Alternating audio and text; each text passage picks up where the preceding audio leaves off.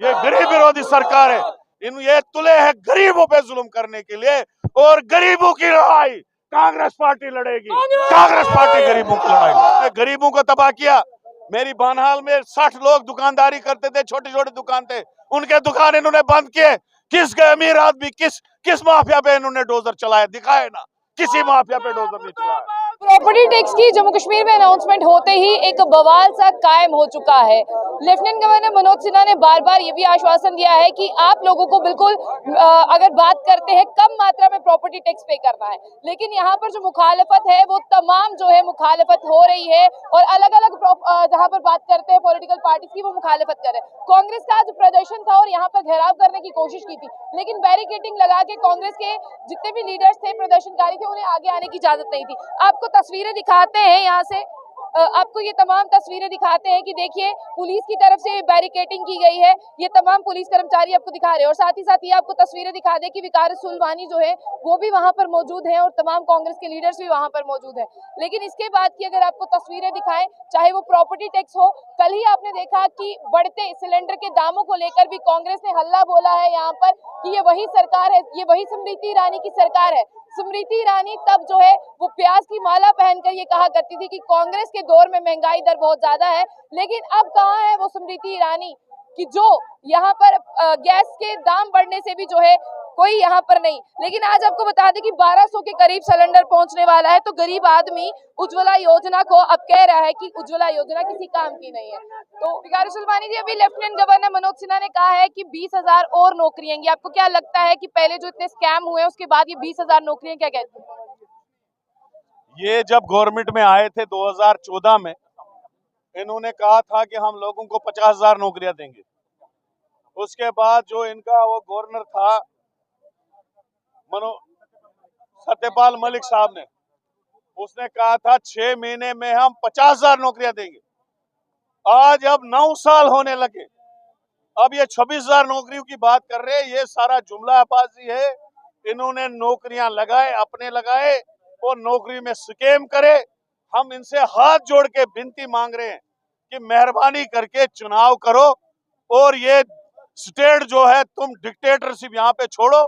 जो इमरजेंसी तुम लोगों ने नाफिज करके रखी हमारे लोगों पे, ये छोड़ो, हमारी स्टेट वापस करो।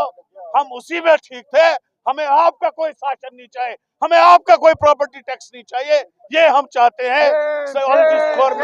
मोदी सरकार से, होम मिनिस्ट्री से और एलजी साहब से हाथ विनती करते हैं कि मेहरबानी करके इस जम्मू कश्मीर के छोड़ के चले जाओ। हमारी अपनी सरकार ठीक थी, जो नौकरी भी देती थी, जो लोगों के काम भी करती थी। जैसे आपने कहा, तो अमित शाह जी ने कहा है कि स्टेटहुड आपको इलेक्शंस के बाद मिलेगा, लेकिन अभी अगर आप देखें जम्मू कश्मीर में इलेक्शंस की बात हो कहाँ रही है, जबकि बीजेपी कह रही है हम तैयारी कर रहे हैं। इलेक्शन ये 9 सालों से कर ही नहीं रहे हैं। 2014 में इलेक्शन हुआ है, आज आप देखिए अब 2023 चढ़ चुका है। उसका मतलब है 9वां साल चढ़ गया, इलेक्शन नहीं हो रहा है। यहाँ पे अनडिक्लेयर्ड इमरजेंसी लगी हुई है जम्मू कश्मीर में। सेक्रेटरीट जाओ, आपको कोई लोकल जम्मू का डोगरा, कश्मीर का कश्मीरी, चुनाव वैली का, रजौरी पुंछ का कोई बंदा नहीं मिलेगा, क्योंकि उसको सेक्रेटरीट जाने की इजाजत नहीं है। वहां के ब्यूरोक्रेट उसकी नहीं सुनते। हम चाहते हैं यहाँ के एमएलए आए, यहाँ के मिनिस्टर आए, यहाँ की हमारी स्टेट वापस हो जाए। होते कौन थे तुम हमारी स्टेट छीनने वाले? हिंदुस्तान में कहीं किसी ये स्टेट को यूटी नहीं बनाया गया। आपने हम पे जुल्म किया। हम चाहते हैं जो आप प्रॉपर्टी टैक्स लगा रहे हो, जो गरीबों के डोजर लगा रहे हो, ये बंद करो, इलेक्शन कराओ, यहाँ की चुनी हुई सरकार लाओ, वो लोगों के फैसले करेंगे। तुम होते कौन फैसले करने वाले? तुमने जब टोल पोस्ट लगे थे तब भी कहा था लोगों को कि 50-50 रुपए तुमको टोल काटा जाएगा। आज 250-250 रुपए, 300-300 रुपए। वहां पे गुंडे रखे हुए, डंडे लेके लोगों को वो पीटते हैं, जबरदस्ती पैसा वसूल करते हैं। इसी तरह से इनको पता है कि इस साल 200 लगाएंगे, अगले साल 1000 लगाएंगे, उसके अगले साल 10,000 लगाएंगे। ये गरीबों को खत्म करने की बात है। ये प्रॉपर्टी टैक्स इनको वापस लेना पड़ेगा। ये हमारी बुलडोजर की बात करें, वो कह रहे हैं बुलडोजर नहीं रुकेगा, यहाँ पे जो बड़ी-बड़ी मछलियां उन पर तो चल के रहेगा। देखिए, बड़ी मछलियों पे इनने चलाया ही नहीं। कहाँ चलाया? इनने गरीबों को तबाह किया। मेरी बानहाल में 60 लोग दुकानदारी करते थे, छोटे छोटे दुकान थे, उनके दुकान इन्होंने बंद किए।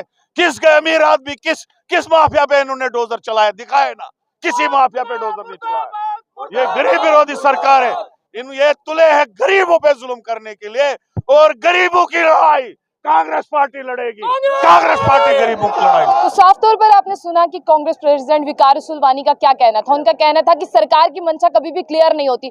200 प्रॉपर्टी टैक्स दिखाकर 2000 लेने वाली ये सरकार है, 400 के सिलेंडर को 1200 तक पहुंचाने वाली भी यही सरकार है।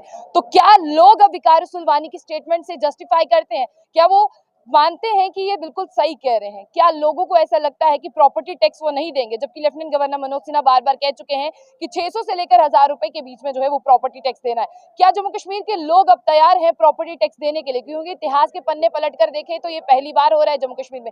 वैसे अगर बात करते हैं यहाँ पर जो भी चीजें अब हो रही हैं, यहाँ पर स्टेट से यूटी बनने के बाद सब कुछ पहली बार ही हो रहा है, लेकिन अभी जिस तरह से नौकरियों की बात की जाती है और स्कैंडल्स निकल कर आते हैं, तो क्या जम्मू कश्मीर के लोग जो हैं वो मौजूदा केंद्र सरकार पर विश्वास करेंगे, तो या फिर अब कांग्रेस का ये स्टैंड है कि गरीबों के साथ जुल्म नहीं होने देंगे, इनके साथ जाएंगे? आपकी क्या राय है उसे जरूर साझा कीजिएगा। तो ऐसी अपडेट्स के लिए देखते रहिए बुलेटिन। आशिक खान से।